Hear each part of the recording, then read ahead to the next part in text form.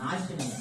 కాబట్టి అక్కడ మనం చూడగలుగుతాం. అదే 17వ వచనంలో మనం చూసుకుంటే, ఇదిగో నేను జీవవాయువు గల సమస్త శరీరంలో ఆకాశం కింద ఉండకుండా నాశనం చేయటకు భూమి మీదకి చేస్తున్నాను. ఆయన కోపము శాపము, ఆయన కోపము నాశనానికి. కాబట్టి మన జీవితాల్లో మనం ఏ విధంగా దేవుని మాట వినాలి అన్నది ఈ బుద్ధి కలిగించుటకు.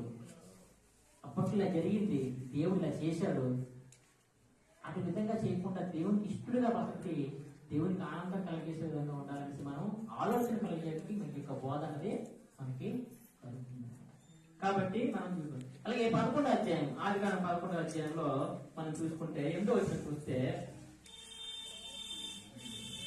అలాగే యెహోవా అక్కడ నుండి భూమి అనంతగా వారిని చెదరగొట్టిన కనుక వారు ఆ పట్టణాలు ఏం చేశారు?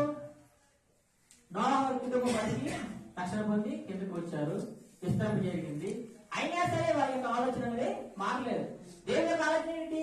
ఆదికాండంలో చెప్పినట్లు మీరు భూమిని నిందించి ఫలించి అభివృద్ధి పొంది చక్కగా పాలించేది అంటే, వీళ్ళెవరు ఏం చేస్తారంటే బతికినారు మొత్తం అంటే ఒకే దగ్గర ఒక గోపురం కట్టుకొని మన గోపురానికి గొప్పగా చూసుకొని దాన్ని ఆనందపడుతూ మనం జీవిస్తామనేసి అక్కడ చేడ ఆలోచన, దేవుడికి వ్యతిరేకమైన ఆలోచన అనేది వారు చేశారు.